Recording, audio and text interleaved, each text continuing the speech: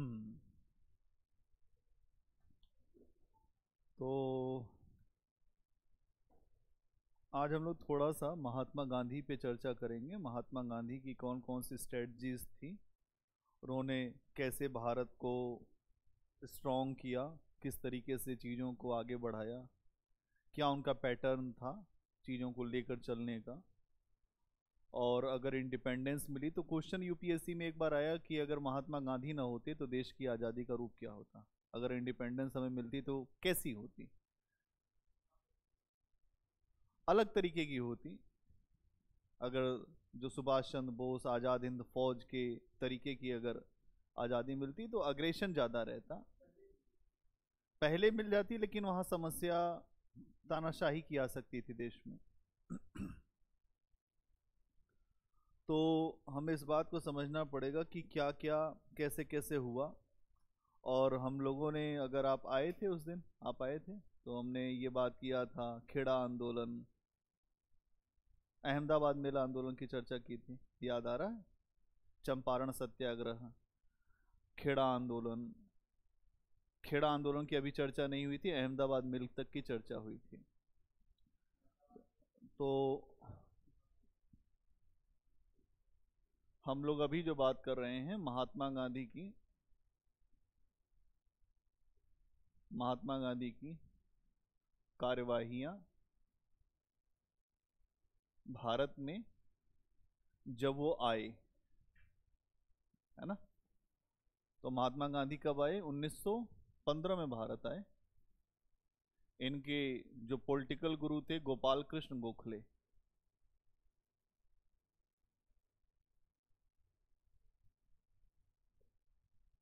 ठीक है। इनके पॉलिटिकल गुरु कौन थे? गोपाल कृष्ण गोखले। इन्होंने ये कहा कि ऐसा करो कि पहले आप आकर 2 साल तक पूरे भारत का भ्रमण करो, 2 वर्ष तक भारत में घूमो, उसके बाद कोई स्ट्रेटजी शुरू करना। गांधी जी आए कहाँ थे? तो साउथ अफ्रीका से आए थे। और साउथ अफ्रीका में इन्होंने कई स्ट्रेटजीज, कई रणनीतियों का पालन किया था अपने आंदोलन को चलाने के लिए, है ना? कौन कौन सी स्ट्रेटजी? तो पहली चीज तो गांधी जी ये कहते थे, साध्य साधन की पवित्रता। साध्य साधन की पवित्रता क्या मतलब इसका? जो हमारा लक्ष्य है, गोल है, वो ये भी पवित्र होना चाहिए, और जो इसको प्राप्त करने का साधन है वो भी पवित्र होना चाहिए। मतलब साधन भी पवित्र होना चाहिए, तभी हमारा लक्ष्य पवित्र है, नहीं तो हमारा लक्ष्य ही धूमिल हो जाएगा।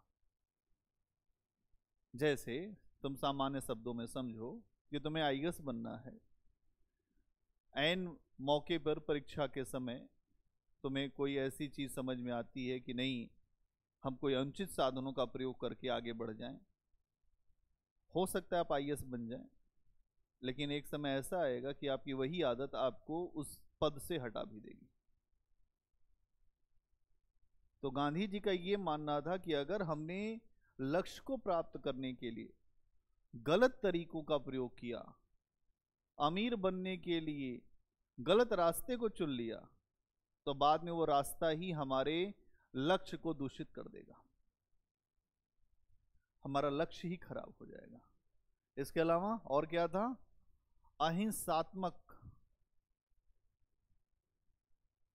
अहिंसात्मक तरीका, अहिंसात्मक तरीका। गांधी जी ने कहा कि हमें हिंसा नहीं, हमको वायलेंस नहीं चाहिए, नॉन वायलेंस, अहिंसात्मक तरीके से हम आंदोलन चलाएंगे। अब लोगों को बड़ा डर लगा यार, अंग्रेज इतने मारते हैं, इतने पीटते हैं, उनके सामने कैसे वो कहते एक थप्पड़ कोई तुम्हारे एक गाल मारे तो दूसरा थप्पड़ अपना जो गाल आगे बढ़ा दो कि भाई दूसरे भी मार लो। क्यों ऐसा कहते थे? गांधी जी एक बात ये कहते थे कि जो बुरे से बुरा व्यक्ति भी जो होता है उसका हृदय, हृदय परिवर्तन होता है। क्या होता है? हृदय परिवर्तन। हार्ट जो है अंदर से, हर व्यक्ति एक है, उसका हृदय परिवर्तन हो सकता है। आपके ऊपर कोई अत्याचार कर रहा, मारे जा रहा, मारे जा रहा, मारे जा रहा है, इसमें बात ये लगी यार क्यों ही मार रहा हूं इसको। लेकिन जिस व्यक्ति को मार खाना है उस व्यक्ति को पीड़ा बड़ी सहनी पड़ेगी। गांधी जी साउथ अफ्रीका में बहुत मार खाए थे। साउथ अफ्रीका में भारतीयों के और जो वहां के स्थानीय लोग थे उनके अधिकारों के लिए गांधी जी ने बड़ा संघर्ष किया था। गांधी जी नेता साउथ अफ्रीका में ही बन गए थे, भारत में तो आने के बाद केवल वो प्रयोग कर रहे थे। नेता तो वो अब्दुल्ला खां का मुकदमा लड़ने साउथ अफ्रीका गए थे, एक व्यक्ति था भारतीय मूल का, उसने ही इनको बुलाया था। तो गांधी जी पहुंचे और पहुंचने के बाद वहां पर देखा उन्होंने कि भारतीयों के साथ बड़ा ही खराब व्यवहार होता है। गांधी जी के पास एसी फर्स्ट क्लास का टिकट था, वो बैठे थे ट्रेन में जाकर, लेकिन बाद में पता चला कि एसी फर्स्ट क्लास का टिकट था उनके पास था, चूंकि बैरिस्टर थे गांधी जी। सेंट पीटर्सबर्ग उनको अगर आप देखेंगे तो जो प्रिटोरिया जाना था, साउथ अफ्रीका में एक जगह प्रिटोरिया, और अगर आप देखेंगे कि जहां उनको यात्रा करनी थी वो एसी डिब्बे में, जहां अपने जो फर्स्ट क्लास का टिकट था, जब उसमें घुसे तो उनको उतार के बाहर फेंक दिया गया। ये ऐसी घटना थी जिस घटना से मतलब जो फर्स्ट क्लास का टिकट था वो केवल अंग्रेजों के लिए था, उसमें कोई भारतीय नहीं चल सकता पैसा होने के बाद। तो सामान के साथ गांधी जी बाहर फेंक दिए गए रेलवे स्टेशन पे। ठीक है, उस समय मोहनदास करमचंद गांधी बैरिस्टर हुआ करते थे, तो फेंक दिए गए। फिर गांधी जी ने यह सोचा कि हमें जिस तरीके से फेंका गया है, अब सोचिए मेरी इतनी अच्छी पढ़ाई है, मैं इंग्लैंड से पढ़ा हूं, मेरी पढ़ाई इतनी अच्छी है, मैं बैरिस्टर हूं। उस समय बैरिस्टर मतलब बहुत बड़ी चीज हुआ करती थी। मेरी कोई इज्जत नहीं है तो आम लोगों का क्या होगा, आम लोगों का क्या होगा, आम लोगों की स्थिति क्या होगी। आम लोगों की स्थिति इतनी खराब है तो हम क्या करेंगे। फिर गांधी जी जब वहां रहने के लिए गए तो बहुत सारी चीजें हुई। क्या क्या हुआ, गांधी जी जहां रहते थे वहां पर भारतीयों को और जो वहां के स्थानीय लोग थे उनको मेन सड़क से चलने की आजादी नहीं थी, वो मेन रोड से नहीं चल सकते थे, उनको पीछे से चलना पड़ता था और अपने जेब में हमेशा एक पास रखना पड़ता था।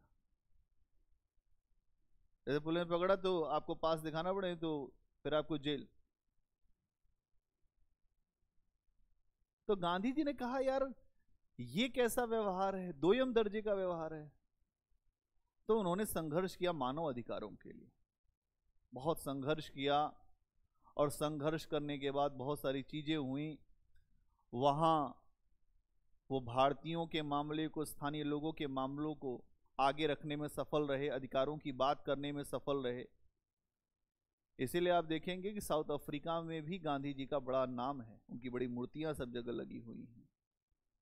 और जब साउथ अफ्रीका में आगे चल के आंदोलन चला अंग्रेजों के खिलाफ, तो वहां पर एक नेता थे नेल्सन मंडेला, और नेल्सन मंडेला ने गांधी जी की पूरी फिलॉसफी को अडॉप्ट किया और अपने देश को आजाद कराया, अपने लोगों की सत्ता स्थापित कराई। तो गांधी जी जब 1915 से 1917 अगर आप देखेंगे तो 1915 में भारत आए साउथ अफ्रीका से, और आने के बाद उन्होंने 1917 तक देश में अलग अलग समस्याओं को यहां पर देखा, लोगों को समझा, और समझने के बाद क्या किया, समझने के बाद ये समझा कि भारतीय लोग, पहली बात तो ये है कि बड़े पैमाने पर यहां अशिक्षा है, गरीबी है, इनको सीधे नहीं लड़ाया जा सकता। अगर इनको सीधे लड़ाएंगे तो ना तो ये लड़ पाएंगे, ना तो देश के लिए कुछ कर पाएंगे। इसलिए सबसे पहले इनको प्रशिक्षण देना होगा, ट्रेनिंग देना होगा। तो गांधी जी ने यहाँ रणनीति रखी, क्या क्या? साध्य साधन की पवित्रता, अहिंसात्मक तरीका, हृदय परिवर्तन, इसके अलावा रचनात्मक कार्यक्रम,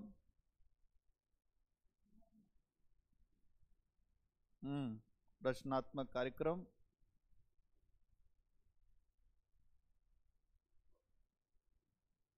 कि कपड़ा बनाओ, कुछ अपना उद्योग करो, स्वदेशी को बात करने लगे गांधी जी। तो अगर आप देखेंगे तो गांधी जी की रणनीति क्या थी, गांधी जी सोचते क्या थे, वही सोच उनके आंदोलनों में सामने आई। इसके पहले हम लोगों ने कुछ आंदोलनों की चर्चा किया था। तो यहाँ पर इसीलिए आप देखेंगे कि जो महात्मा गांधी जी की कार्यवाहियां रही, चाहे वो चंपारण आंदोलन रहा हो, चंपारण सत्याग्रह,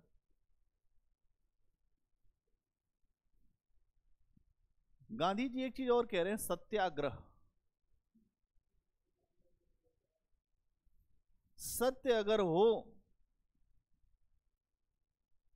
तो उसके लिए आग्रह भी होना चाहिए, तुम्हें डरना नहीं चाहिए। अगर तुम ट्रुथ के खिलाफ, मतलब अगर तुम सच के रास्ते पर हो, तो तुम्हारे खिलाफ कोई भी आ जाए तुमको डरना नहीं चाहिए। गांधी जी इस बात को भी कहते हैं।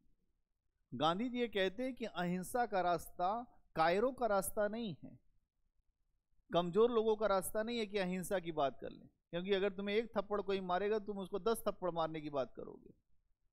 ये वीरों का रास्ता है, इस पे वही चल सकता है जो अंदर से वीर हो, जिसमें सब कुछ घोटने की क्षमता, पी जाने की क्षमता हो शिव की तरह से। शिव इसलिए शिव है क्योंकि वो विष भी पीते। दुनिया केवल अमृत पीती है, शिव विष पी लेते हलाहल, और उसको जो है पी के दुनिया को कल्याण करते, नहीं तो दुनिया जल जाती। क्यों? तो यहां अगर आप देखेंगे तो महात्मा गांधी जी की रणनीतियां इस तरीके से रही। इसके अलावा अहमदाबाद मिल आंदोलन भी हमने बताया था। अहमदाबाद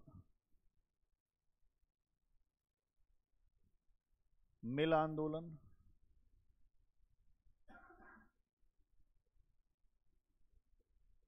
उन्नीस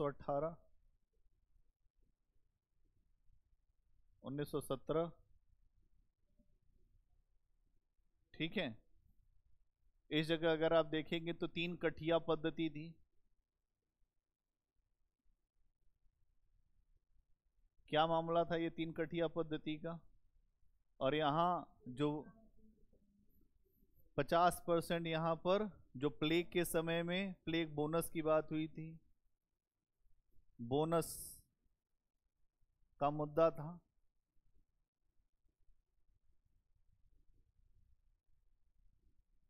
है ना, यही सब मुद्दे तो थे।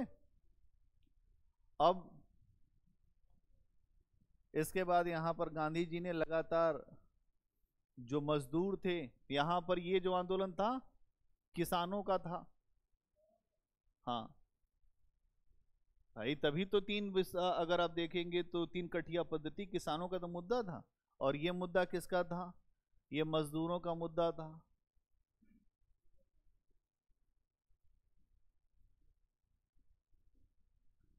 अब इसके बाद अगर आप देखोगे तो खेड़ा आंदोलन, इसके बाद फिर अगला आंदोलन कौन सा है? खेड़ा। ये गुजरात में है खेड़ा। खेड़ा आंदोलन क्या है, अब इसको समझने की जरूरत है। ये भी 1918 में आंदोलन हुआ।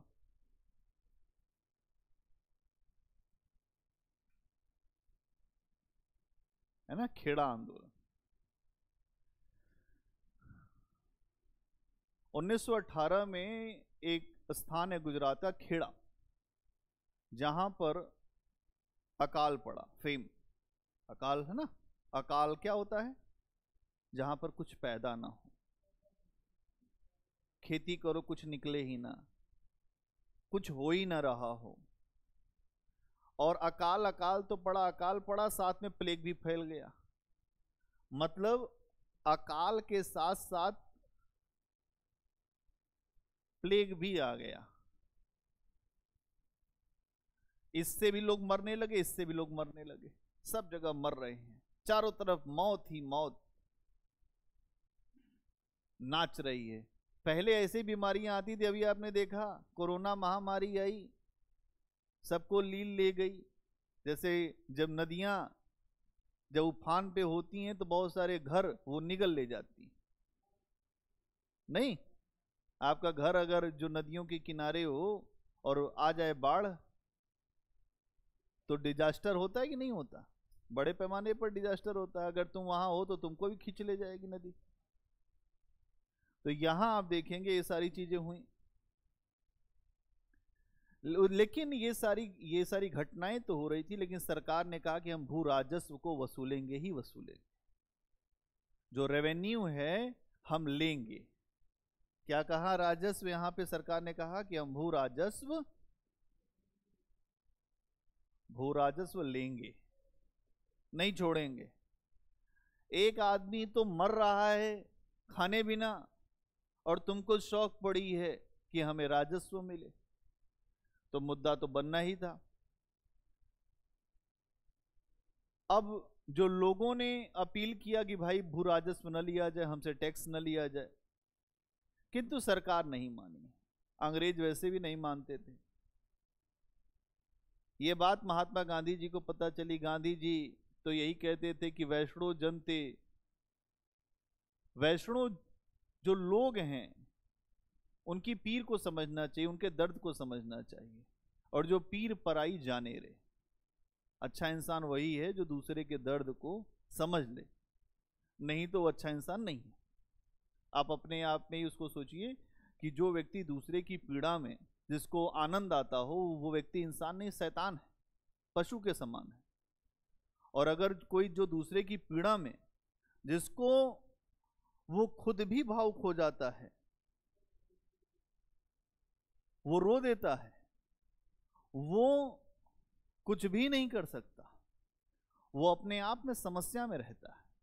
इसलिए दूसरे की समस्या और दूसरे की जो विषय हैं उसमें अगर आपके अंदर संवेदना नहीं आ रही है तो आप इंसान है नहीं, इंसान का केवल आवरण है आपके पास। पशु के साथ भी यही समस्या है। पशु दूसरे पशु की पीड़ा को नहीं समझता, लेकिन इंसान समझता है। और जब इंसान समझ लेता है तो इंसान की अपनी स्थितियां होती हैं। तो यहां महात्मा गांधी किसानों के मुद्दों को समझ रहे थे, उनके दर्द को समझ रहे थे, उनकी भावनाओं को समझ रहे थे, और वो शामिल हो गए इस आंदोलन में। खुद भी ये गुजरात के ही थे, तो शामिल हो गए और कहा कि भाई अब हम सत्याग्रह करेंगे। क्या करेंगे? हमारा यही आग्रह है, अब सत्य पर चाहे हमारा जो सर फूटे या माथा, अब हम छोड़ नहीं सकते इस आंदोलन को। अंग्रेज पहले खूब डराते थे, मारते बहुत थे ना, हंटर ले के साथ चलते थे। तो उन्हें पिक्चर देखी हो तो अंग्रेज पहले मार देते 2-3 हंटर, उसके बाद बात करते थे। वो ज्यादा बात करने में विश्वास नहीं करते थे। उनका मानना था कि भय बिनु होत न प्रीत, भय के बिना जो है कोई प्रीत नहीं होती। अगर जब तक कोई आपको भय नहीं है, कोई किसी को मानता कहाँ है? आप बहुत आसान हैं, सरल हैं, अगला व्यक्ति कहे अच्छा हम जानते हैं। इसीलिए अंग्रेज किसी से मिलते नहीं थे, अपने ऑफिस किसी से नहीं मिलते, भारतीयों से एकदम नहीं, खाली बैठने लगे किसी भारतीय से नहीं। क्यों? क्योंकि मिलने के बाद क्या हो जाए, लोग हम जानते हैं उनको। तो अंग्रेजों के बड़ा जो सिद्धांत था कि अंग्रेज जो है भय से लोगों को अपने कंट्रोल में रखने प्रयास करते थे। गांधी जी ने आंदोलन में सत्याग्रह किया, संघर्ष किया।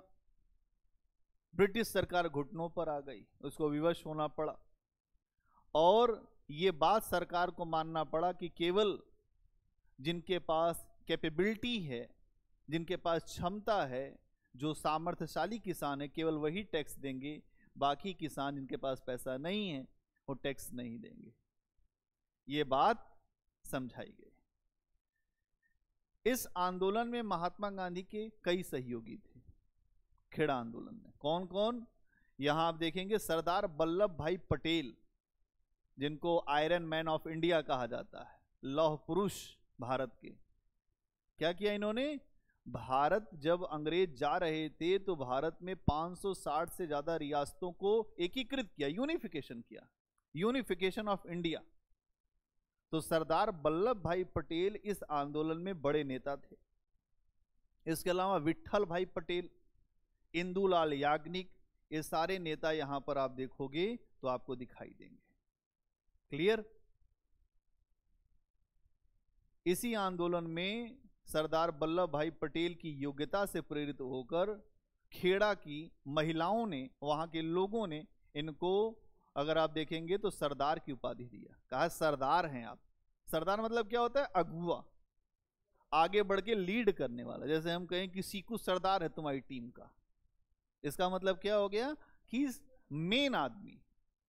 तो सरदार की उपाधि। अब ये सब क्वेश्चन कभी स्टेट टू स्टेट में पूछ लेते हैं कि सरदार की उपाधि कहाँ आई, ये है। तो इस तरीके से है। क्लियर? कुछ लिखवाएंगे नहीं, बस ऐसे ही थोड़ा सा जो ब्रेन स्ट्रोमिंग कर रहे हैं। ठीक, आइए आगे। आगे हमको क्या चर्चा करना है? रोलेट सत्याग्रह। रोलेट, बहुत खून बहेगा इसमें। हाँ, अब सबसे पहले तो आपको ये जानना पड़ेगा कि रोलेट एक्ट क्या है और क्या है, इसमें क्या ऐसा था कि इसके खिलाफ सत्याग्रह करना पड़ा। अंग्रेज हमेशा सशंकित रहते थे, डाउट करते थे, डाउटफुल रहते थे हमेशा भारतीयों को लेके। अच्छा आया है मिलने तो कुछ न कुछ तो गड़बड़ है। डाउट, हमेशा डाउट रहता था।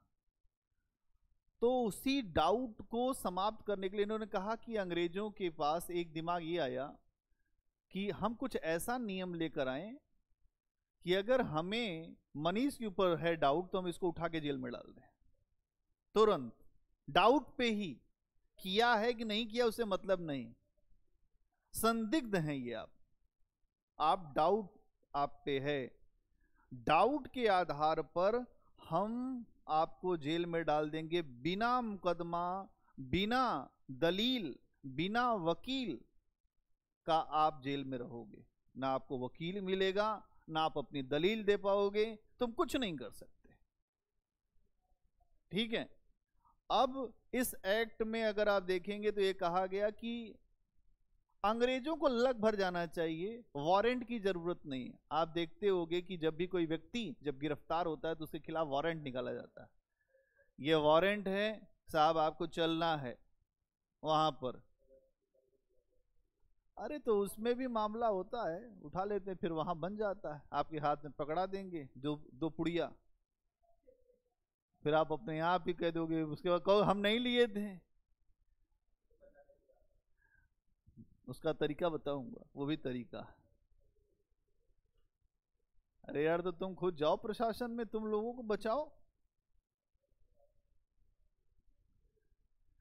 ठीक है। तो यहां पर आप देखेंगे तो इसमें, इस एक्ट में ये कहा गया कि बिना किसी वारंट के आपको जेल में डाला जा सकता है, और ये जेल की जो सजा होगी वो 2 साल से ज्यादा जेल में हम आपको डाल सकते हैं, आपको केवल संदेह के आधार पर।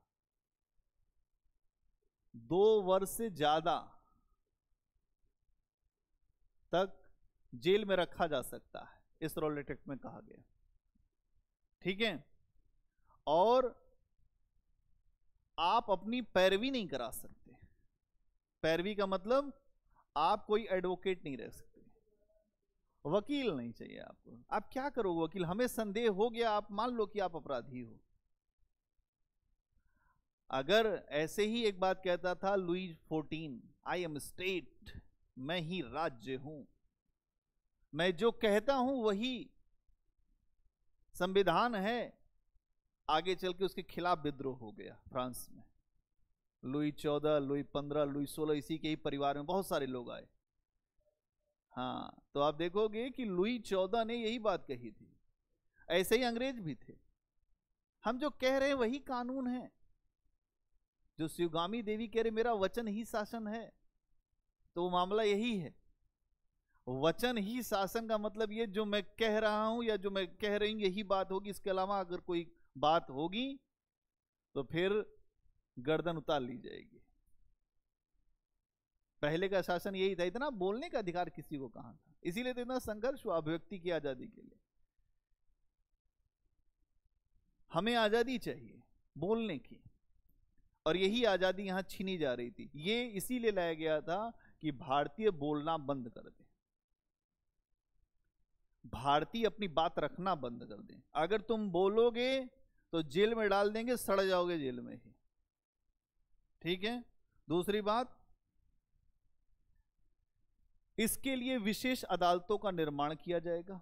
इस एक्ट में यह भी कहा गया कि इसके लिए विशेष अदालतें बनाई जाएंगी जो केवल इसी के मामले सुनेंगी। विशेष अदालतों का निर्माण,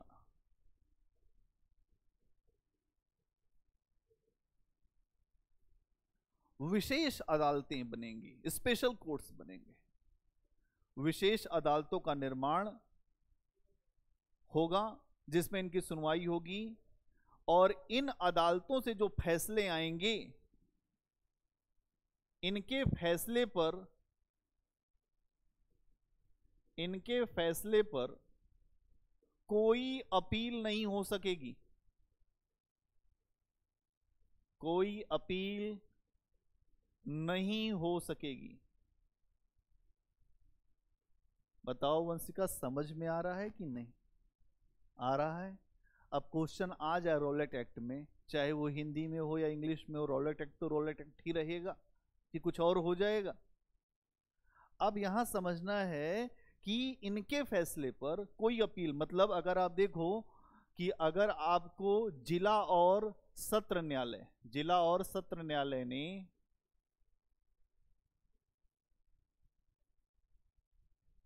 किसी अभियुक्त को कोई सजा दिया, किसी को सजा दिया, ठीक है, तो ये सजा, इसे हाई कोर्ट में कोई व्यक्ति चैलेंज कर सकता है, और हाई कोर्ट में भी अगर न्याय नहीं मिला तो ये सुप्रीम कोर्ट में भी चैलेंज होगा, और अगर यहां भी न्याय नहीं मिला तो यहां से भी ये राष्ट्रपति के पास भी जा सकता है, क्योंकि राष्ट्रपति के पास भी क्षमादान की शक्ति है।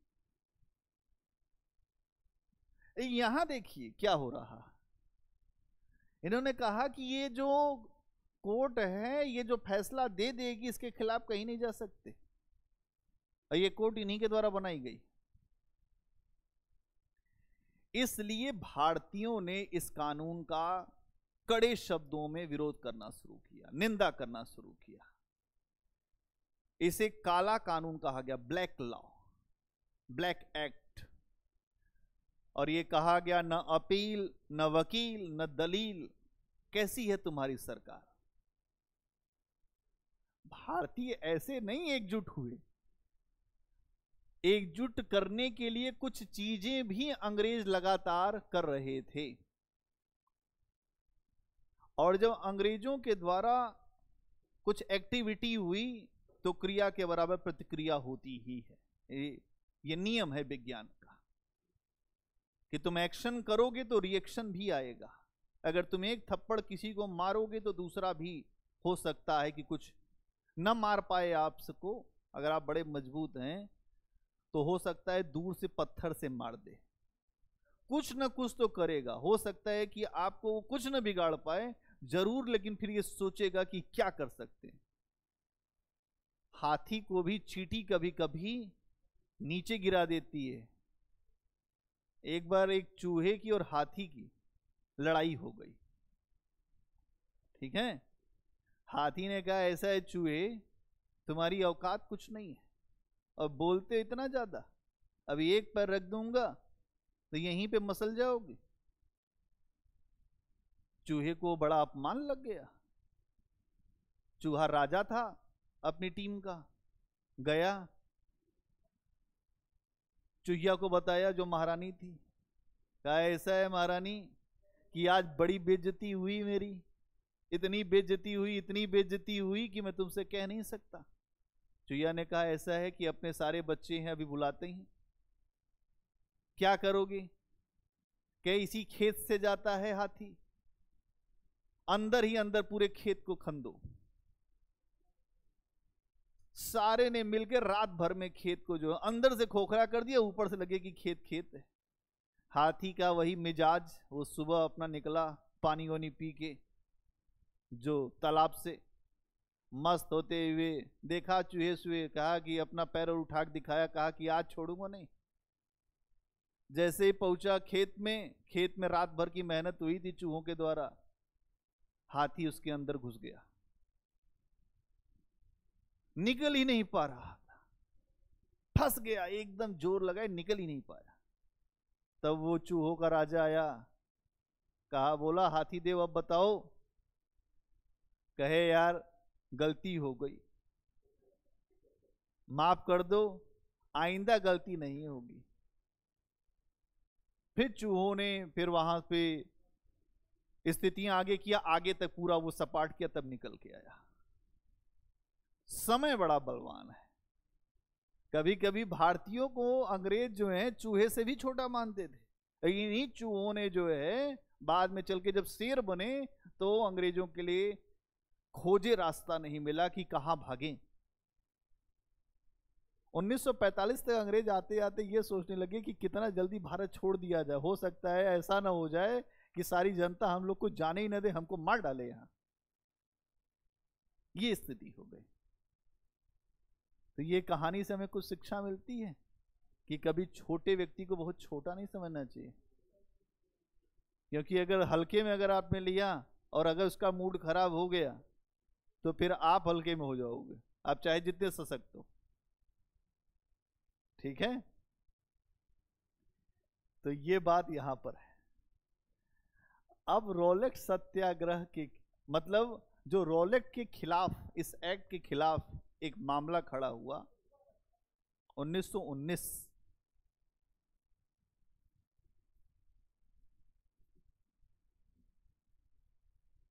ठीक है, अब इसमें देखिए कि क्या होगा। इस एक्ट का विरोध होगा, इसके खिलाफ संघर्ष होगा। अब फिर महात्मा गांधी देश में आ ही चुके हैं, तो गांधी जी का सत्याग्रह होगा। भाई गांधी जी अगर देश में हैं, गांधी जी का एक अपना मिजाज था, और जब से आए तब से अगर उनको ये लगा कि आंदोलन है तो उसमें वो अपने आप को आगे रखते थे कि भाई संघर्ष तो करना ही पड़ेगा। भारतीयों के द्वारा जो भी शिक्षाविद थे, जो बुद्धिजीवी थे, सबने कहा कि यह कानून मानव की जो गरिमा है उसके खिलाफ है, हमारे बोलने की आजादी को छीनने वाला है, अभिव्यक्ति की आजादी को छीनने वाला है। तो कहते हैं ना कि राइट ऑफ स्पीच, हमारे बोलने की आजादी वो चली जाएगी। इसीलिए महात्मा गांधी ने इस कानून के खिलाफ, इस एक्ट के खिलाफ बंबई में एक सत्याग्रह सभा का गठन किया। क्या किया? महात्मा गांधी जी ने बंबई में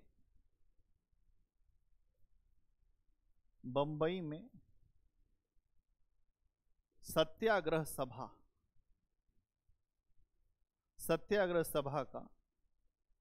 का गठन किया कि हमें इस मामले के खिलाफ सत्याग्रह करना पड़ेगा। और इसके लिए आप देखेंगे तो उन्होंने जो गुजरात सभा, servant of India society, home rule league के कार्यकर्ताओं और होम रूल मतलब जितने भी भारत में जो दल थे, जो संगठन थे, सबसे सहयोग मांगा। चाहे वो गुजरात सभा हो, चाहे वो सर्वेंट ऑफ इंडिया सोसाइटी हो, चाहे वो होम रूल लीग हो, कहा कि आप सब मिलकर हमारे सत्याग्रह को सफल बनाओ। ठीक है, और इसी के बाद उन्होंने एक अपील और किया कि 30 मार्च 1919 को अखिल भारतीय स्तर पर हड़ताल की जाएगी अंग्रेजों के खिलाफ। पैन इंडिया लेवल पर पूरे भारत में अंग्रेजों के खिलाफ हड़ताल होगी। हड़ताल का मतलब क्या होता है? क्लोज करना, सब कुछ बंद। हम आज नहीं काम करें, जैसे हम फैक्ट्री में काम करते तो आज हमारी हड़ताल, लोग कहते भूख हड़ताल कर रहे हो क्या, खाना नहीं खाओगे?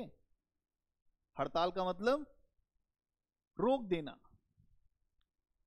आगे चलकर आप देखेंगे इस डेट को आगे बढ़ा दिया गया और ये कहा गया ये 30 मार्च को नहीं, अब 6 अप्रैल 1919 को किया जाएगा। मतलब ये घटना जो है 30 मार्च की जगह 6 अप्रैल कर दी गई। 6 अप्रैल 1919, मतलब 6 अप्रैल 1919 को पूरे भारत में हड़ताल की जाएगी।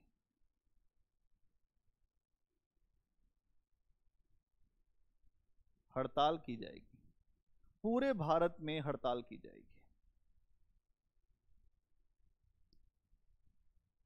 और ये हड़ताल होगी, ये बात हो गई। लेकिन चक्कर क्या हुआ कि महात्मा गांधी की बात थी तो पहले एक डेट आ गई थी 30 मार्च वाली, मिसमैच हो गया दिमाग। भारत में अलग अलग हिस्सों में 30 मार्च को ही हड़ताल शुरू हो गई। समझिए बात को, इसको कहते हैं कम्युनिकेशन गैप। हमने कहा कि 30 मार्च 1919 को एक अखिल भारतीय हड़ताल होगी, आपने सुन भी लिया। फिर हमने कहा ऐसा है कि अभी नहीं होगी, इसको थोड़ा आगे बढ़ा देते हैं, 6 अप्रैल को करेंगे। आपने सुना ही नहीं।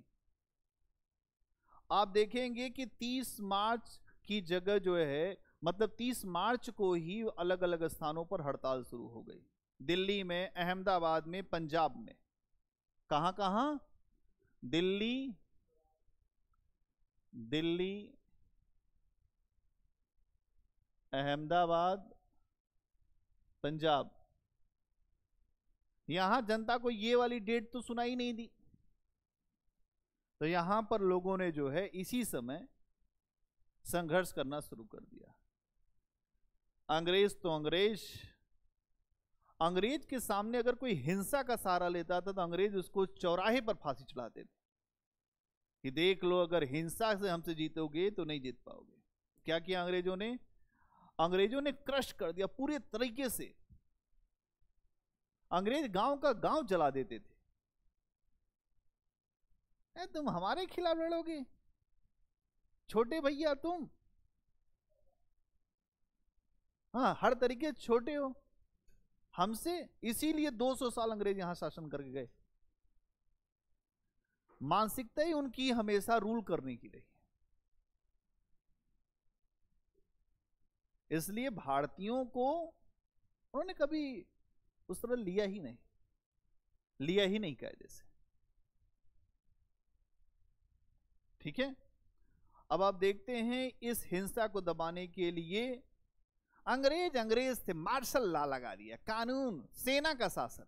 सेना का शासन आता है, सेना पहले मारती है। आप देखेंगे कि अगर कहीं पे आज भी सेना का शासन लगा दिया जाए, आर्मी बात ही नहीं करती है। मार्शल लॉ लगा दिया गया, अंग्रेजों के द्वारा मार्शल लॉ लगा दिया गया और अधिकतर स्थानों पर कर्फ्यू भी लगा दिया गया। क्या होता है कर्फ्यू? 144, 144 धारा 144 कर्फ्यू लगा हुआ है। आप घर से बाहर ना निकलें, अति आवश्यक हो तभी निकलें। आपने कोरोना काल में खूब कर्फ्यू देखा होगा।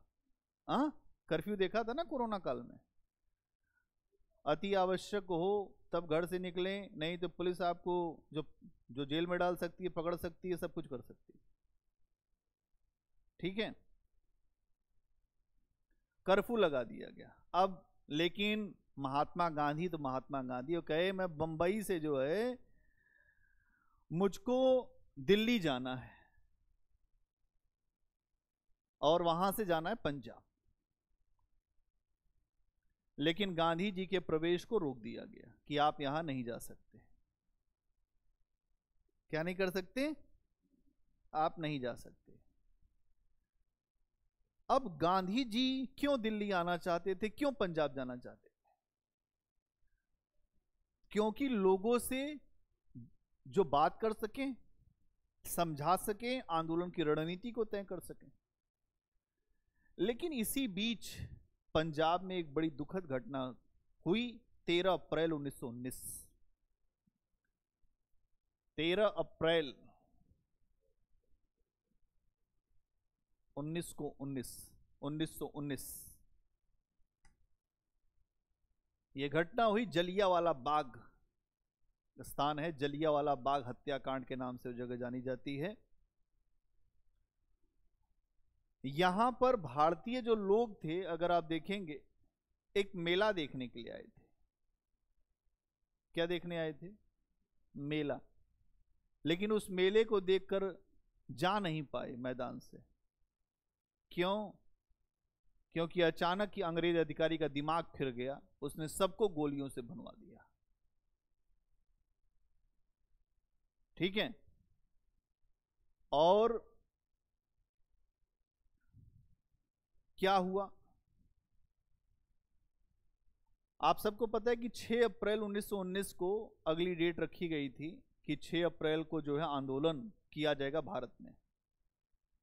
और 6 अप्रैल को एक बड़े आंदोलन की तैयारी चल रही थी। आह्वान किया गया और पूरी जनता महात्मा गांधी का अनुसरण करने लगी, उनकी बात मानने लगी, उनको फॉलो करने लगी। महात्मा गांधी की बात मानकर पंजाब के जलियांवाला बाग में भी लोग इकट्ठा हुए और वहां अमृतसर के पास ये है जलियांवाला बाग। अमृतसर से डॉक्टर सत्यपाल और सैफुद्दीन किचलू दो नेता थे। ध्यान से सुनो, डॉक्टर सत्यपाल और सैफुद्दीन किचलू, सैफुद्दीन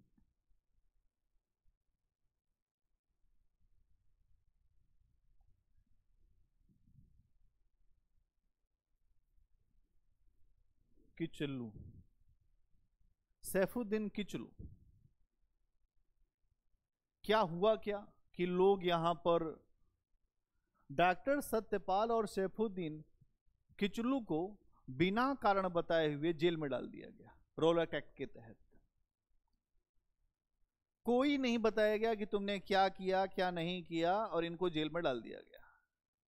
और जब इनको जेल में डाल दिया गया तो आप देखेंगे कि जनता नाराज हो गई। इसके पहले ही महात्मा गांधी 8 अप्रैल को गिरफ्तार हो गए थे, आप जानते हैं, दिल्ली में प्रवेश करने के दौरान ही। जनता वैसे ही नाराज चल रही थी। इन दोनों घटनाओं ने भारत की जनता को द्वेलित कर दिया, उनके मन को झकझोर दिया। और अगर आप देखेंगे तो जनता आक्रोशित हो गई। जनता के आक्रोशित होने के बाद जो अंग्रेज अधिकारी था जनरल डायर, ओ डायर, अपनी टुकड़ी लेकर, अपनी सेना लेकर अमृतसर पहुंचा। उसने कहा, ऐसा है, मेला देखने आए हो, मेला देखो, आंदोलन क्या कर रहे हो यहां? आंदोलन के लिए क्यों कहा है तुमने? ठीक है। अब आप देखेंगे कि यहां पे मामला क्या था। लोग नाराज थे, लोगों के मन में यह समस्या आ गई थी कि अब हमें जो सरकार की दमन की नीतियां हैं इसके खिलाफ, और जो हमारे नेता सैफुद्दीन किचलू, डॉक्टर सत्यपाल जो जेल में डाल दिए गए हैं, उन लोग को जेल से बाहर निकालना है। तो 13 अप्रैल 1919 बैसाखी का दिन था। पंजाबियों में जो बैसाखी का पर्व बहुत बड़ा पर्व होता है। बैसाखी के पर्व में दोपहर के समय था, लोग जलियांवाला बाग में एक सभा बुलाई गई। कहा गया कि आप आइए। सभी लोग आए। ये जो जलियांवाला जो बाग था, एक पूरा बगीचा था, वहां पर सभी लोग एकत्रित हुए। बहुत बड़ा था, लेकिन समस्या ये थी कि यहां से निकलने के लिए केवल एक ही रास्ता था। जहां अंग्रेज जनरल डायर अपने सिपाहियों के साथ मछलियों को भूनने के लिए खड़ा था। नहीं तो आप देखेंगे कि क्या हुआ। जनरल डायर उसी रास्ते पर आकर खड़ा हो गया अपनी टुकड़ी लेकर, और यहां पर सभा हो रही थी। सभा को अंग्रेज सरकार ने पहले ही गैर कानूनी बता रखा था कि इसको कोई राइट नहीं है, इसके पास कोई जो लीगल अथॉरिटी नहीं है। तो सरकार के द्वारा इस सभा को गैर कानूनी घोषित कर दिया गया और ये कहा गया, जनरल ओ डायर ने स्पीकर निकाला, माइक वाला आपने सुना होगा, भोपू निकालते हैं, अधिकारियों के पास होता है, ऐसा है ये सभा जो भी हो रही है इसको हटाओ, जल्दी स्थल खाली करो। जनरल ओ डायर ने खूब सूचना दिया कि ऐसा की है, यहां से अभी लोग निकल जाओ, छोड़कर जाने का। लेकिन ये अगर आप देखोगे तो एक तरीके से एक बात ये भी है कि बहुत मौका नहीं दे पाए। मतलब ये नहीं है कि उसने बहुत कहा कि तुम जाओ, हल्का सा उसका ही कह दिया कि जाओ, और उसके बाद तुरंत ही और अवेयरनेस करते तो हो सकता है कि जनता वहां से चली जाती, लेकिन इसने उतना प्रयास नहीं किया, कहने को बस खाली प्रयास, है ना। अब आप देखोगे कि जब ये सारी बातें हुई, लोग वहां से हटे नहीं, तो जनरल डायर ने गोलियां चलाने का आदेश दे दिया, कहा गोली चलाओ, फायर। इस गोली कांड में सरकारी आंकड़े के हिसाब से 1000 से ज्यादा लोग मारे गए, जो सरकारी आंकड़ा है। 1000 लोग एक ही समय में मार दिए गए, और वास्तविक आंकड़ा जो है वो कई हजार में है। अब सोचिए कि अंग्रेज कितने क्रूर थे, कितना उनके अंदर एग्रेशन था, कितनी समस्या थी। और इसके बाद इस हत्याकांड की भारत में नहीं पूरे विश्व में ब्रिटेन की आलोचना होने लगी। ब्रिटेन के प्रधानमंत्री अभी हाल फिलहाल में जलियांवाला बाग हत्याकांड के ऊपर माफी मांगकर जा चुके हैं। आजादी के बाद भी इस समय भी लोगों के मन में वो बात है, बैठी है। अब आप देखेंगे कि क्या हुआ। ब्रिटेन के हाउस ऑफ कॉमन्स, जो वहां की जो संसद का हिस्सा है, कहा गया कि ऐसी बर्बरता की मिसाल पूरी दुनिया में कहीं नहीं दिखाई देती जैसा आप लोगों ने जलियांवाला बाग में किया है। आम जनता को, निहत्थे लोगों को ऐसे गोली से मार दिया गया। इस घटना के विरोध में रविन्द्रनाथ टैगोर के द्वारा अपनी नाइटहुड की उपाधि वापस कर दी गई। कहा गया कि मुझे आपकी नाइटहुड की उपाधि नहीं चाहिए, सर की उपाधि नहीं चाहिए। रविन्द्रनाथ टैगोर ने एक पुस्तक लिखी थी गीतांजलि, जिसके लिए उनको नोबेल पुरस्कार भी मिला था। 1913 में वो पुस्तक लिखी गई, 1913। तो आप देखते हैं कि नाइटहुड की उपाधि उन्होंने वापस कर दिया। इसके अलावा एक भारतीय थे जिनका नाम था शंकरण नायर। शंकरण नायर ये वायसराय की जो गवर्नर जनरल था उसके कार्यकारिणी के परिषद में थे, मतलब उसको सलाह देते थे। शंकरण नायर, उन्होंने भी इस्तीफा दे दिया। ये सब प्रश्न आ चुके हैं। शंकरण नायर, शंकरण नायर, इन्होंने कहा कि मुझे वायसराय आपके साथ नहीं काम करना है, मैं आपकी कार्यकारिणी में काम नहीं कर पाऊंगा। किस लिहाज से मैं काम करूं, जब भारतीयों को ऐसे मारा जा रहा है तो मैं आपके साथ काम नहीं कर सकता। ठीक है। जब हत्याकांड हुआ तो ब्रिटेन की सरकार और यहां पर जो लोग थे अंग्रेज, उन्होंने इस हत्याकांड को गंभीरता से नहीं लिया। क्या ये होता रहता है, अगर विरोध करोगे तो ये तो होगा ही, हमारी बात नहीं मानोगे तो गोली खा ही जाओगे। तो हत्याकांड को बहुत ज्यादा सीरियस नहीं लिया गया, गंभीरता से नहीं लिया गया। कांग्रेस ने बार बार इस मामले को उठाया, अंग्रेजों के सामने आग्रह किया, और उनके आग्रह को देखते हुए और जनता के असंतोष को देखते हुए, जनता में बड़ा असंतोष था, उसको देखते हुए अक्टूबर 1919 में इस घटना की जांच के लिए हंटर समिति का निर्माण किया गया। प्रश्न आ चुका, इस घटना की जांच के लिए हंटर समिति, कौन सी? हंटर मतलब चाबुक नहीं, हंटर समिति ऐसे ही कह रहे हैं, वो तो ऐसे ही बता रहे हैं। हंटर समिति का निर्माण किया गया जिसमें 5 अंग्रेज और 3 भारतीय रखे गए। हंटर समिति क्यों? क्योंकि इसके अध्यक्ष थे लॉर्ड हंटर, उनका नाम ही था हंटर। लोग कहते हैं नहीं कि किसी किसी का नाम भी रख देते हैं लोग हंटर। हाँ 8, 5 अंग्रेज 3 भारतीय।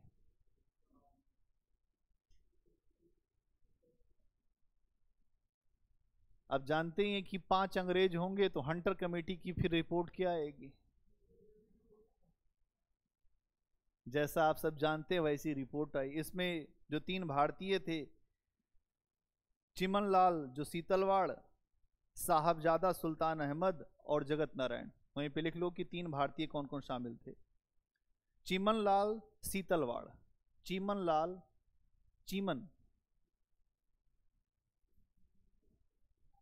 चीमनलाल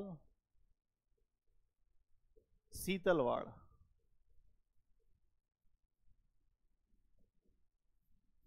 चीमनलाल सीतलवाड़। इसके अलावा साहबजादा सुल्तान अहमद, साहबजादा एकदम अंग्रेजों की मानसिकता का व्यक्ति होगा ये।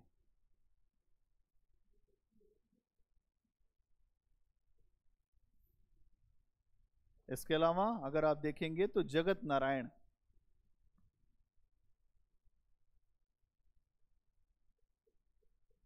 जगत नारायण, ठीक है।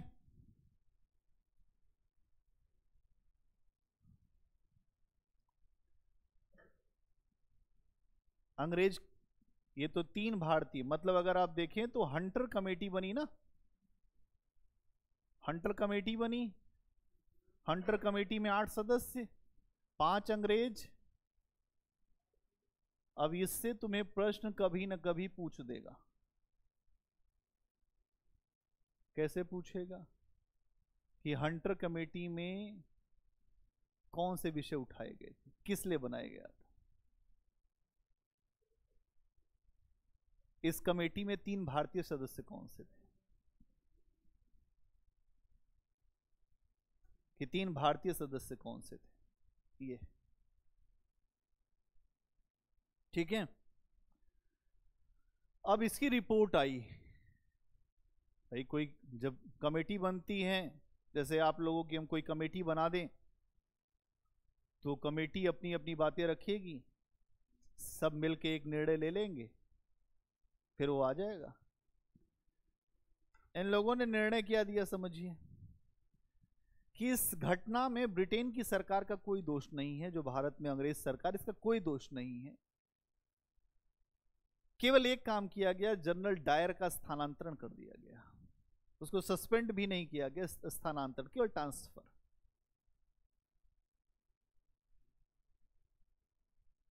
क्या दिखा रहे हैं आप? आपकी क्या मानसिक स्थिति है? गांधी जी ने इस हंटर कमीशन की रिपोर्ट को यह कहा कि ये हर पन्ने पर निर्लज्ज लीपापोती है। क्या है? लीपापोती। क्या होता है निर्लज्ज? लोग कहते हैं कि तुम्हें लाज नहीं है, तुमको कोई भी जो शर्म हया नहीं है, कोई भी तुम्हारे अंदर एडिकेट नहीं है। तो गांधी जी ने इस पूरी रिपोर्ट के ऊपर कटाक्ष किया, आर्ग्यू किया और ये कहा ये पन्ने दर पन्ने निर्लज्ज सरकारी लीपापोती है। लोग अपने अपने मकान में कभी कभी कोई नई लेबर लगाता है तो खुद ही लीप देता है, नहीं देखा है? तो गांधी जी ने कहा ये कुछ नहीं है, ये केवल ब्रिटेन की सरकार के द्वारा एक कोटा पूर्ति की गई है और वही प्रयास किया गया है। अब इस कमेटी की रिपोर्ट से कोई संतुष्ट नहीं था, ठीक? तो क्या होगा? भारतीय राष्ट्रीय कांग्रेस जो उस समय थी, उसने इस हत्याकांड के लिए अपनी कमेटी बनाई। कहा ये क्या फर्जी कमेटी बनाया, और इस कमेटी की जो रिपोर्ट आई वो तो महाफर्जी आई। 3 भारतीयों को तुमने शामिल कर दिया, ये तीनों ही उसी मानसिकता के रहे होंगे। अगर हम राम कहें तो तुम भी राम कहो, हम आम कहें तो तुम भी आम कहो। इनका नाम ही था साहबजादा। देखने से ही लग रहा है कि साहबजादा होंगे ये सब के सब जो है ये अंग्रेजों के ही उसमें चले गए। अब इस हत्याकांड की जांच के लिए भारतीय राष्ट्रीय कांग्रेस ने मदन मोहन मालवीय, वहीं लिख लो, इस हत्याकांड की जांच के लिए, इस हत्याकांड की जांच के लिए मदन मोहन मालवीय की अध्यक्षता में एक आयोग बनाया गया, जिसके सदस्यों में मोतीलाल नेहरू, महात्मा गांधी, CR दास, चितरंजन राज दास, CR दास आदि शामिल थे। ठीक हो गई इंफॉर्मेशन एक। अब समझो किसने, अब इसकी रिपोर्ट अच्छी आएगी। क्या कहा होगा, इस कमेटी ने यह कहा कि जनरल डायर महा ही मूर्ख व्यक्ति था, उसकी आलोचना की गई, और यह कहा गया कि जो ब्रिटेन की सरकार है वो दोषी लोगों के खिलाफ कार्रवाई करे, और जो लोग मारे गए हैं उनके परिवार को आर्थिक सहायता देनी चाहिए, उनको मुआवजा दे।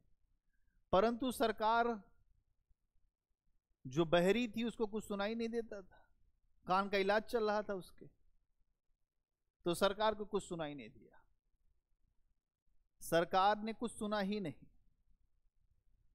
मजबूर हो गए गांधी जी, और इसी के बाद 1919 के बाद एक साल में आप देखेंगे लगभग इसी समय 1920 में असहयोग आंदोलन छेड़ा गया। तो असहयोग आंदोलन के पीछे पृष्ठभूमि कहां से है, रॉलेट एक्ट, ये सारी चीजें धीरे धीरे यहां से पृष्ठभूमि है।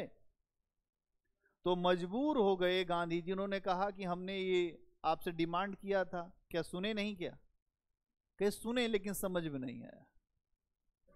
तो मजबूर होकर महात्मा गांधी ने असहयोग आंदोलन छेड़ा, और जलियांवाला बाग हत्याकांड के समय में ही अगर आप देखेंगे तो एक माहौल बनने लगा देश में। माहौल ने बहुत सारी चीजें निर्मित किया, बहुत सारी चीजों को आगे बढ़ाया। क्लियर?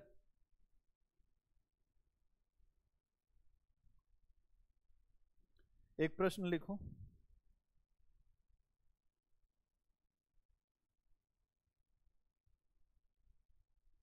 रॉलेट सत्याग्रह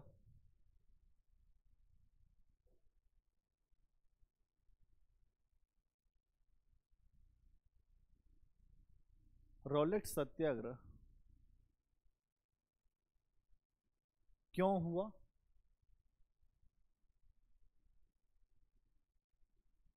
और इस आंदोलन ने या इस सत्याग्रह ने, और इस आंदोलन ने या सत्याग्रह ने असहयोग आंदोलन का आधार कैसे निर्मित कर दिया, असहयोग आंदोलन का आधार कैसे निर्मित कर दिया।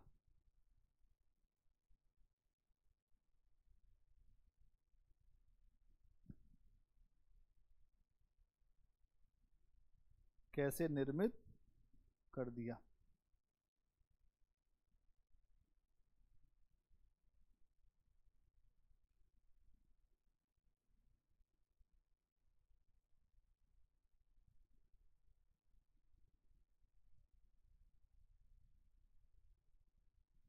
तुरंत लिखो।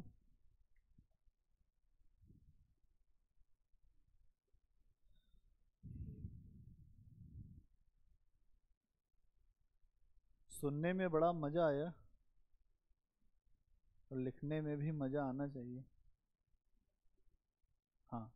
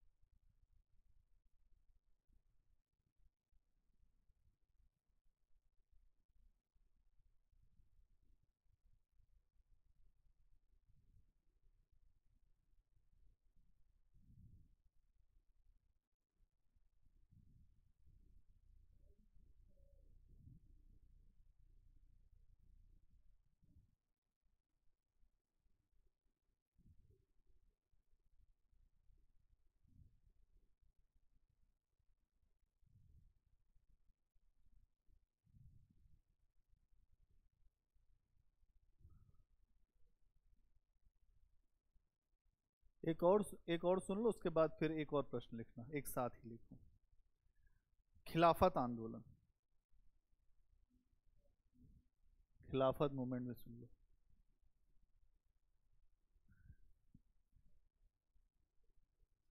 खिलाफत,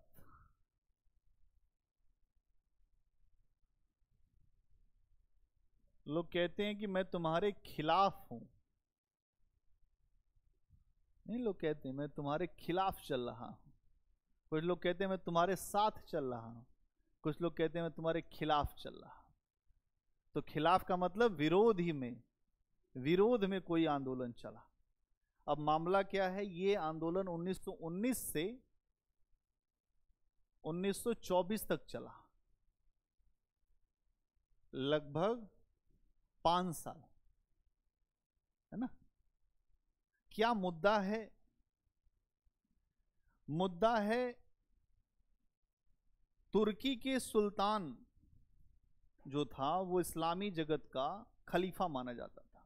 समझना, जो एक देश है तुर्की, जिसको आज के समय में टर्की कहते हो आप, जिसकी राजधानी इस्तांबुल है ना, टर्की, इस्तांबुल।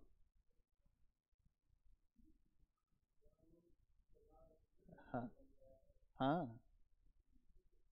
तो आप देखोगे कि यहां पर जो सुल्तान था, जो राजा था, ठीक है, उसको इस्लामी जगत का, जो भी इस्लामी जो देश थे या इस्लाम को मानने वाले लोग थे, इस्लाम को मानने वाले देशों का, इस्लाम को मानने वाले देशों का खलीफा माना जाता था। खलीफा मतलब एक धर्म प्रमुख,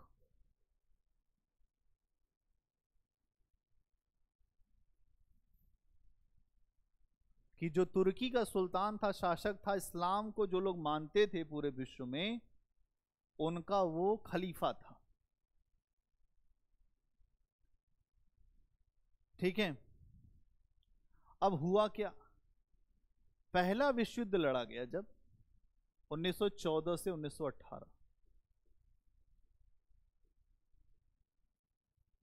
इस समय जर्मनी का सहयोगी हो गया तुर्की। ध्यान सुनो, जब पहला विश्व युद्ध लड़ा गया, वर्ल्ड वॉर 1, तो इस समय जर्मनी का सहयोगी था तुर्की, और ये लोग युद्ध कर रहे थे ब्रिटेन के खिलाफ। किसके खिलाफ? ब्रिटेन, फ्रांस, ये जो देश थे, इनके खिलाफ युद्ध कर रहे थे। हुआ क्या, ब्रिटेन की हो गई विजय। ठीक है। और अगर आप देखेंगे तो आगे चल के ये मामला इसी पे ही फंसा।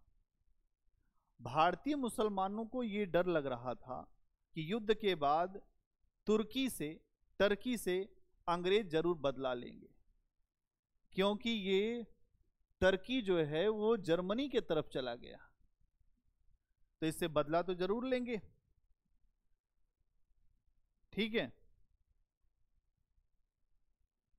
आप देखेंगे कि भारत के मुसलमानों ने इस युद्ध में पूरी सहायता प्राप्त करने के लिए ब्रिटेन के प्रधानमंत्री को पत्र लिखा और भारत के मुसलमान साथ में आ जाए ये अंग्रेज चाहते थे, क्योंकि अगर आप देखेंगे तो पहले विश्व युद्ध में भारत भी जो शामिल था ब्रिटेन की तरफ से। ठीक है, पहले वर्ल्ड वार जो इसमें अगर आप देखेंगे तो ब्रिटेन था 1914 से 1918 तक, उसमें भारतीय लोग भी गए थे लड़ने अंग्रेजों की तरफ से। उन्हीं की याद में तो इंडिया गेट बना है, जो इंडिया गेट पे सबके नाम लिखे हैं उन्हीं की याद में, जो शहीद हुए थे लोग। तो भारतीय मुसलमानों से इस युद्ध में सहायता प्राप्त करने के लिए भी अंग्रेज जो ब्रिटेन के प्रधानमंत्री ने ये कहा था कि हम आपका सहयोग चाहते हैं और हम तुर्की के साथ कोई भी अन्याय नहीं करेंगे जीतने के बाद। ऐसा प्रस्ताव रखा गया था। क्यों ऐसा? क्योंकि भारत का जो सहयोग मिल रहा है युद्ध में, पहले विश्व युद्ध में, वो सहयोग मिलता है और ये आश्वस्त किया गया भारत के मुसलमानों को कि तुर्की के साथ खराब व्यवहार नहीं होगा। लेकिन अंग्रेज तो जो गिरगिट से भी तेज थे भाई, गिरगिट तो समय समय पर रंग बदलता, अंग्रेज तो तुरंत तुरंत रंग बदलते थे। अंग्रेजों ने जैसे ही जर्मनी के साथ, जब जर्मनी की हार हुई पहले विश्व युद्ध में, तुर्की भी पराजित हो गया। नवंबर 1918 में अगर आप देखेंगे तो पहला विश्व युद्ध समाप्त हुआ और 10 अगस्त 1920 को एक संधि हुई, सेवर्स की संधि। 1920 सेवर्स की संधि हुई, द ट्रीटी ऑफ सेवर्स। सेवर्स की संधि हुई। इस संधि के अनुसार ऐसा निर्णय लिया गया कि मुसलमानों की होश उड़ गए। कहते तुम्हारे होश उड़ जाएंगे, हम ऐसा काम करेंगे। तो ऐसा काम किया गया, इनके होश उड़ गए। क्या हुआ? तुर्की के साम्राज्य को मित्र देशों ने आपस में बांट लिया। पूरे तुर्की देश को ही बांट लिया गया खरबूजे की तरह से। ये तुम्हारा, ये हमारा वाला, ये उनका वाला। और इस प्रकार अगर आप देखेंगे, जो मित्र देश कौन? ब्रिटेन, फ्रांस, है ना, ये जो मित्र देश थे, इन लोगों ने आपस में बांट लिया। इस प्रकार भारत के मुसलमान अंग्रेजों से बहुत अधिक खफा हो गए, नाराज हो गए। इसीलिए यह आंदोलन स्टार्ट हुआ, खिलाफत। भारत के मुसलमानों के द्वारा शुरू किया गया ना ये आंदोलन, जो खिलाफत आंदोलन है, ये मुसलमानों के द्वारा शुरू किया गया, भारतीय मुसलमानों के द्वारा। हाँ, क्यों? क्योंकि हमारे खलीफा के साथ इतना खराब व्यवहार, उनके देश को बांट लिया तुम लोगों ने। अब भारतीय मुसलमानों ने संधि की शर्तों को बदलवाने का प्रयास शुरू किया कि जो सेवर्स की संधि है उसके जो प्रावधान है उसको बदलवाया जाए। लेकिन अभी इनकी इतनी स्थिति मजबूत थी नहीं, यह असफल रहे, आप सब जानते हैं। मित्र राष्ट्रों ने और काम किया, खलीफा का अपमान किया। कहा ऐसा है तुम्हारे खलीफा को हम कुछ समझते नहीं, तुम समझते होगे। और इस्लाम की जो पवित्र भूमि थी तुर्की, उस पर अधिकार कर लिया गया। मैंने आपको बताया कि इसके अलग अलग हिस्सों को आपस में बांट लिया गया। यही कारण है कि भारत में खिलाफत आंदोलन शुरू हुआ। खिलाफत आंदोलन क्यों शुरू हुआ? तो तुर्की के खलीफा का प्रश्न इसमें है, क्योंकि तुर्की का खलीफा या तुर्की का शासक जर्मनी के साथ था, बाद में वो हार गए। बाद में तुर्की को आपस में मित्र शक्तियों ने बांट लिया और भारतीय मुसलमान इससे नाराज हो गए। और भारतीय मुसलमानों की नाराजगी बाद में खिलाफत आंदोलन का आधार बनाती है। ठीक। अब ये सारी चीजें भारत में हो रही हैं। इसी परिदृश्य में नवंबर 1919 महात्मा गांधी के द्वारा कहा गया कि हिंदुओं और मुसलमानों का एक संयुक्त अधिवेशन बुलाया जाए। कहां पर? यहीं आपके दिल्ली में। गांधी जी दिल्ली आए, कहा हिंदू और मुसलमान भाइयों एक होना होगा और हम सबको मिलकर संघर्ष करना पड़ेगा। तो खिलाफत के प्रश्न पर अगर आप देखेंगे तो नवंबर 1919 में महात्मा गांधी ने एक संयुक्त अधिवेशन बुलाया। ठीक है, अधिवेशन बुलाया गया तो संघर्ष शुरू होगा, तो संघर्ष शुरू होगा तो कुछ बातें भी आएंगी। जुलाई 1921 में अखिल भारतीय खिलाफत सम्मेलन 1921 में कराची में किया गया। कहां पे? कराची कहां है? पाकिस्तान। पाकिस्तान वहां का बहुत जो बड़ा शहर है, जैसे मुंबई भारत का, वैसे वहां का कराची है ना। कराची में एक अखिल भारतीय खिलाफत सम्मेलन बुलाया गया और इस सम्मेलन में मोहम्मद अली ने एक घोषणा किया कि आज से किसी भी ईमानदार मुसलमान के लिए अंग्रेजों की फौज में रहना, उसकी भर्ती में जाना, उसको मदद पहुंचाना हराम है। मतलब ये कहा गया कि अब कोई मुसलमान अंग्रेजों की फौज में नहीं जाएगा। फतवा जारी हो गया एक तरीके से, और ये मुसलमान इस बात को मानते बहुत, आज भी आप देखेंगे। तो ये कहा गया कि कोई भी नहीं जाएगा। महात्मा गांधी जी को जब यह बात पता चली, यह खबर उनको मिली, तो उन्होंने मोहम्मद अली जिन्ना के भाषण को फिर से दोहरा दिया। कहा बिल्कुल ठीक है, हराम है, ये एकदम नहीं जाना चाहिए। और ये बातें धीरे धीरे पूरे भारतवर्ष में फैल गई। पूरे भारत में ये सारे मुद्दे फैल गए।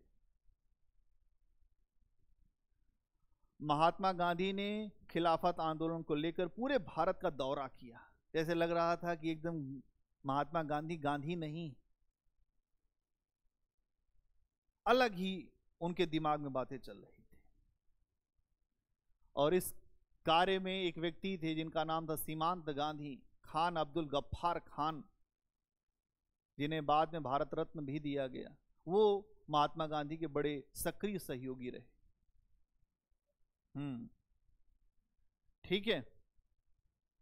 इस समस्या का समाधान कैसे निकला? इसका समाधान तुर्की से ही निकल के आया। क्या हुआ? नवंबर 1922 में जो तुर्की में कमाल पाशा के नेतृत्व में, एक वहां पे नेता थे कमाल पाशा, उनके नेतृत्व में तुर्की में एक क्रांति हुई, एक आंदोलन हुआ, क्रांति हुई, और वहां के सुल्तान को गद्दी से उतार दिया गया। मतलब यह हुआ कि तुर्की में एक जो बड़े नेता थे कमाल पाशा, कमाल पाशा ने तुर्की के अंदर आधुनिक मूल्यों को स्थापित करने के लिए, अच्छी शिक्षा व्यवस्था को स्थापित करने के लिए एक क्रांति किया। उसके तहत वहां के सुल्तान को गद्दी से उतार फेंका गया, और जब उतार दिया गया तो उनके स्थान पर दूसरा खलीफा अब्दुल मजीद को बनाया गया, और खलीफा से सारे राजनीतिक अधिकार ले लिए गए। मतलब खलीफा के पास अब कोई अधिकार नहीं बचे। और आप देखेंगे कि भारतीय खिलाफत जो कमेटी थी, इस बात का विरोध करने के लिए 1924 में तुर्की गई, लेकिन कमाल पाशा ने इस दल की उपेक्षा किया और खलीफा के पद को भी समाप्त कर दिया। कहा अभी तो खलीफा का पद रखा भी था, लेकिन आप लोग ऐसी बात कर रहे हो, खलीफा का पद भी नहीं रहेगा। उसके बाद मुस्तफा कमाल पाशा ने तुर्की को एक धर्मनिरपेक्ष राष्ट्र घोषित कर दिया। कहा न बांस रहेगा न बजेगी बांसुरी। नहीं, ये कहावत है, न रहेगा बांस न बसेगी बांसुरी, न नौमन तेल होगा न राधा नाचेंगी। खत्म कर दिया, मूल ही खत्म कर दिया कि अब कोई रहेगा ही नहीं। तुर्की को एक धर्मनिरपेक्ष राष्ट्र घोषित कर दिया गया और मित्र राष्ट्रों के साथ संधि कर ली गई। यहीं से भारत में खिलाफत आंदोलन समाप्त हो गया। दूसरा प्रश्न लिखो।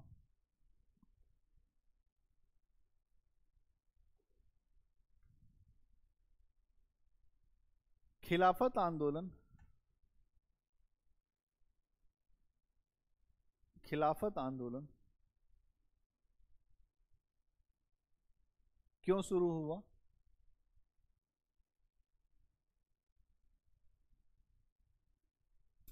खिलाफत आंदोलन क्यों शुरू हुआ?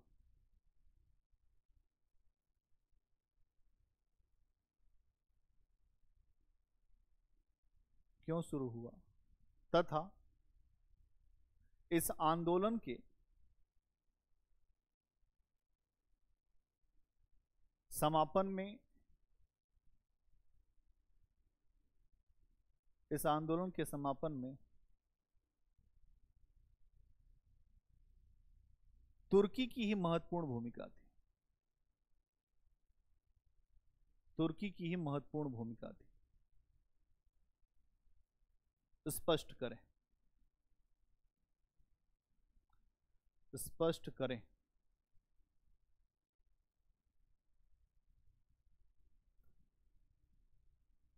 क्या करें?